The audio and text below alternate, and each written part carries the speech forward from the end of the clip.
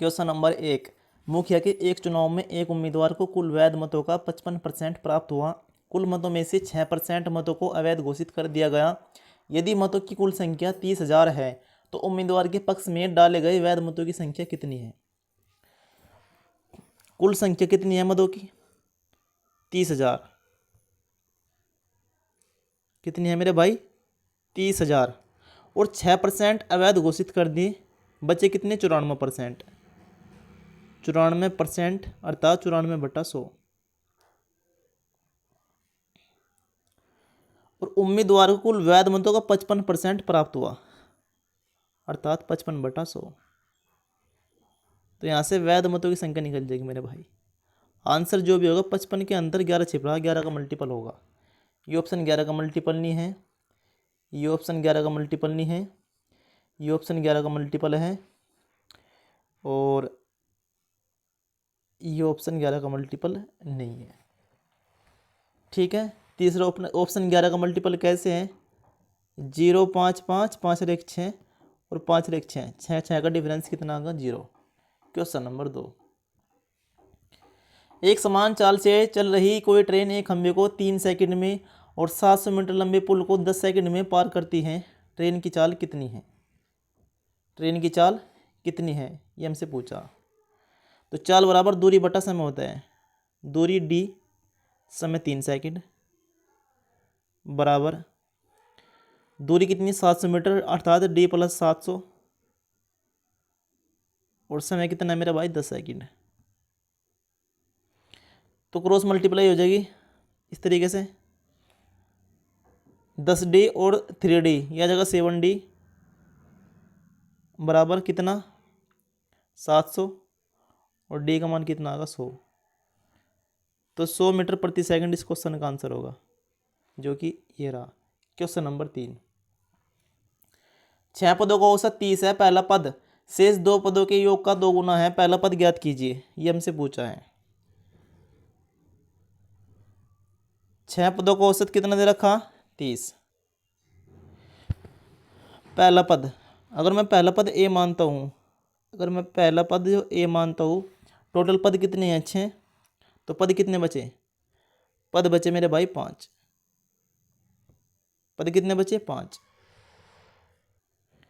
अगर मैं इस पद को y मानता हूँ तो पहला पद कितना हो जाएगा? 2 गुना अर्थात 2y। यहाँ तक कोई दिक्कत? तो यहाँ से मेरे भाई 2y + y बराबर कितना होगा? 30 गुणा में 6। क्वेश्चन में बोला है पहला पद और शेष पदों के योग का 2 गुना। ठीक है, कि का औसत 6 गुणा 30 दे रखा मेरे भाई। तो यहाँ से 3y कितना आ जाएगा? 3y बराबर आ जाएगा मेरे भाई 36, 18, 180, और y बराबर आ जाएगा 60। कितना? y बराबर 60 आएगा। तो क्वेश्चन में क्या पूछा? पहला पद, पहला पद कितना है? 2y। तो 2y की वैल्यू पूछी, तो 2y हमें निकालना। तो 60 दूनी 120 इस क्वेश्चन का आंसर होगा। Question number 4। एक साहूकार 4% वार्षिक दर पर पैसा उधार लेता है और वर्ष के अंत में ब्याज का भुगतान करता है। वह इसे 8% वार्षिक चक्रवृद्धि ब्याज पर उधार देता है, जहां ब्याज छमाही आधार पर चक्रवृद्धि किया जाता है और वर्ष के अंत में ब्याज प्राप्त होता है। इस तरह उसे वर्ष में 166.4 का लाभ होता है। उसके द्वारा उधार ली गई राशि ज्ञात कीजिए। मेरे भाई 4% के हिसाब से एक साल में कितना ब्याज हो जाएगा? 4%। कितना ब्याज हो जाएगा एक साल में? 4%। और 8% चक्रवृद्धि के हिसाब से अगर ब्याज छमाही है तो दर कितनी आ जाएगी? 4%। दर कितनी आ जाएगी? 4%। तो 4% की 2 किस्त बनेगी, 4 + 4, 4 गुणा 4/100 अर्थात 8.16। तो चक्रवृद्धि ब्याज कितना आ जाएगा? 8.16। तो इनका डिफरेंस कितना आ जाएगा? इनका डिफरेंस आ जाएगा मेरे भाई 4.16। और 4.16 की वैल्यू कितनी दे रखी? 166.4 दे रखी। इसकी वैल्यू 4.16 की, और हमसे 100 की वैल्यू पूछी। तो कितनी बार कट जाएगा मेरे भाई? ये कट जाएगा 4 बार। कितनी बार? 4 बार। और नीचे दशमलव लग जाएगी ऊपर, तो कितना आ जाएगा? 4000। यहाँ से हमारा आंसर आ जाएगा, जो कि ये रहा। Question number 5। एक किताब 20%, 30% और 10% की 3 क्रमिक छूट पर बेची जाती है। परसेंटेज में छूट प्रतिशत ज्ञात कीजिए। 20, 30, 50, 10, 60, तो 60% की तो आ गई डायरेक्ट एक छूट। उसके बाद 20 की 30 में मल्टीप्लाई करी और बटे करा 100, तो कितना आ गया यहाँ से 6। इसी तरीके से 30 की 10 में मल्टीप्लाई करी, 300 बटा करा 100, यहाँ से आ गया 3। इसी तरीके से 10 की 20 में मल्टीप्लाई करी, 200 बटे में करा 100, यहाँ से आ गया 2। ठीक। उसके बाद माइनस 20 की 30 में मल्टीप्लाई, फिर 30 की 10 में मल्टीप्लाई, कितना का 2 3 6, ये 6000 है। और 6000 को तब मैं 10,000 से डिवाइड करूँगा, कितना आ जाएगा 0.6। तो इस तरीके से मैं परसेंटेज में छूट निकाल सकता हूँ। तो 6 3 9 2 11, 60 में 11 का कितने बच गए मेरे भाई 49। कितने बच गए माइनस के 49, और -0.6 हमारे पास ऑलरेडी है। तो छूट कितनी आ जाएगी 49.6 हमारी छूट आ जाएगी मेरे भाई, जो कि ये रही। क्वेश्चन नंबर 6, अनुक्रम 1 3 6 10 के छठे और सातवें पदों का अनुपात क्या है। देखो 1 3 6, 1 और 2 3 और 3 6, 6 4 10, 1 और 2 3, 3 और 3 6, 6 4 10, 10 और 5 15, 15 6 21 और 21 7 28। ये छठा पद है और ये सातवां पद है। इनका अनुपात पूछा 7 से 21 और 7 चौक 28, तो 3:4 इस क्वेश्चन का आंसर होगा। क्वेश्चन नंबर 7, यदि 66 सेंटीमीटर क्यूब चांदी 2 mm व्यास वाले एक तार में ढाली जाती है तो तार की लंबाई मीटर में क्या होगी। ये हमसे पूछा। जो तार होता है वो बेलनाकार होता है, पाई r² h, पाई का मान 22/7 r, तो mm का व्यास है तो त्रिज्या कितनी हो जाएगी 1 × 1, और h का मान हमसे पूछा ये किसके बराबर है 66 के। इसके बराबर है 66 के। तो 22 3 66, 22 3 66, और एच 7 चले जाएगा मेरे भाई इधर क्रॉस में, तो हो जाएगा h बराबर 7 3 21, तो 21 इस क्वेश्चन का आंसर होगा। क्वेश्चन नंबर 8, किसी डीलर द्वारा एक वस्तु को 500 रुपये में बेचने पर 25% का लाभ होता है, वह दूसरी वस्तु को 10% की हानि पर बेचता है और कुल मिलाकर उसे न तो लाभ होता है न ही हानि होती है। उसके लिए दूसरी वस्तु का क्रय मूल्य क्या था। देखो 25% का लाभ, 25% की फ्रैक्शन वैल्यू होती है 1/4। अगर 4 की वस्तु है, एक लाभ होगा कितने में बिकगी 5 में। और 10% की हानि, अगर 10% की हानि का मतलब होता है 1/10। अगर कोई वस्तु 10 की है, अगर 1 की हानि होगी तो कितने की बिकेगी 9 की। यहाँ तो मेरे भाई क्या हो रहा, यहाँ तो हो रहा 1 रुपये का लाभ, और यहाँ क्या हो रहा, यहाँ हो रही 1 रुपये की हानि। और क्वेश्चन में बोल दिया न तो लाभ होता है न हानि होती है। ठीक है, तो न ही लाभ हो रहा न ही हानि हो रही। उसके बाद उसके लिए दूसरी वस्तु का क्रय मूल्य क्या था। भाई 500 में बेच रखी, कितने बेच रखी 500 में, क्वेश्चन के अकॉर्डिंग कितने बेच रखी 5 में। और दूसरी वस्तु का क्रय मूल्य कितना है ये हमसे पूछा। दूसरी वस्तु का क्रय मूल्य कितना है 10, यह दूसरी वस्तु, उसका क्रय मूल्य कितना है 10, और 10 की वैल्यू हमसे पूछी। ये कितनी बार कट जाएगा 100 बार, और 100 के 10 में मल्टीप्लाई करें कितना आ जाएगा 1000। तो 1000 इस क्वेश्चन का आंसर होगा, जो कि रहा। क्वेश्चन नंबर 9, 6.1, ये भी 6.1 है मेरे भाई। 6.1 गुणा 6.1 गुणा 6.1 -1 डिवाइड 6.1 गुणा 6.1 प्लस 6.1 प्लस 1 को सरल कीजिए। ये जो फार्मूला होता है ये होता है a की 3 माइनस b की 3 का, और जो नीचे फार्मूला है ये है a² plus b² plus ab। जब मैं ऊपर वाला फार्मूला खोलता हूँ तो a² plus b² plus ab से ये कट जाएगा, तो क्या बच जाएगा a माइनस b बच जाएगा। और a का मान दे रखा 6.1 और b का मान दे रखा हमें 1, तो 6.1 में से जब 1 माइनस करूँगा तो 5.1 इस क्वेश्चन का आंसर होगा, जो कि ये रहा। क्वेश्चन नंबर 10, अनिल की आय रमेश की आय से 18% अधिक है। रमेश की आय अनिल की आय से कितना प्रतिशत कम है। देखो अनिल और रमेश दो बंदे हैं। अनिल की आय रमेश की आय से 18% अधिक है। रमेश अगर 100% है तो अनिल कितना है 18% अधिक, अर्थात 118। अब क्वेश्चन में क्या पूछा, रमेश की आय अनिल की आय से कितना प्रतिशत कम है। कितना कम है 18, किससे अनिल से। 118 गुणा 100%।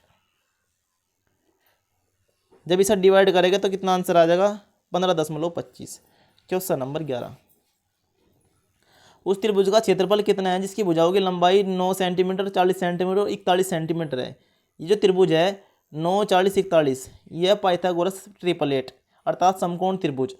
ठीक है, समकोण त्रिभुज। अगर समकोण त्रिभुज का हम एरिया निकाल ले तो 1/2 बेस इंटू हाइट होता है, बेस इंटू हाइट होता है। तो 1/2 बेस कितना है 40 और हाइट कितनी है 9, तो 9 चौक 36 अर्थात 360 का आधा कितना आ जाएगा 180।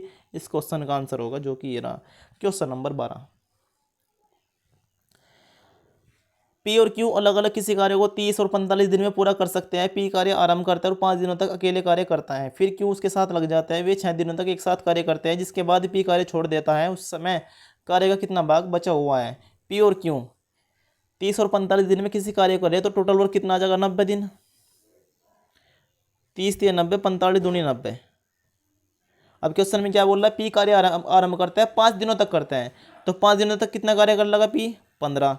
उसके बाद क्यों उसके साथ लग जाता है 6 दिनों तक कार्य करते हैं। इनकी एफिशिएंसी कितनी है 3 और 2 5, तो 6 दिन में कितना कर लेगा 6 5 30, तो टोटल कार्य कितना कर लिया इन्होंने 45।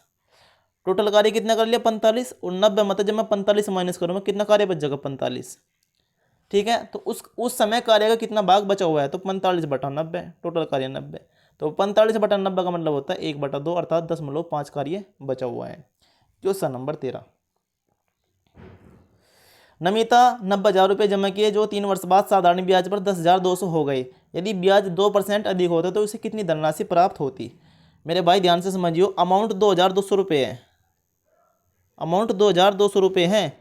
नमिता ने 9,000 जमा करे, तीन वर्ष में 2% के हिसाब से अधिक ब्याज और मिलता, तो 2 3 6, बस 6% ब्याज और अधिक मिलता 3 साल में। तो 90,000 का 6% कितना होता है 9, 6 9 54, तो 540 रुपये और अधिक मिलते हैं। ये इसमें ऐड कर दो, तो 0 4 5 और 2 7, 10,740 इस क्वेश्चन का आंसर होगा। Question number 14। माने कि n 3 अंकों का धनात्मक पूर्णांक इस प्रकार है कि n का इकाई अंक अभाज्य है और n के सभी अंकों का गुणनफल भी अभाज्य है। n के संभावित मानों की संख्या क्या है। देखो हमें लेनी अभाज्य संख्या, n का इकाई अंक अभाज्य। n का इकाई अंक अभाज्य है तो 2 हो सकता है इकाई अंक, 3 हो सकता है, 5 हो सकता है, 7 हो सकते हैं, ये तो हो सकते हैं।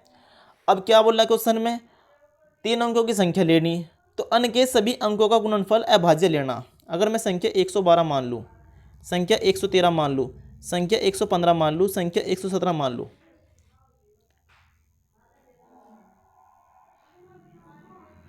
ठीक है। अब क्वेश्चन में क्या बोल रहा, n का इकाई अंक अभाज्य, इकाई अंक तो अभाज्य होगा, ये तो हमारी शर्त होगी पूरी। अब n के सभी अंकों का गुणनफल भी अभाज्य करना, इनका गुणनफल कर दो अभाज्य,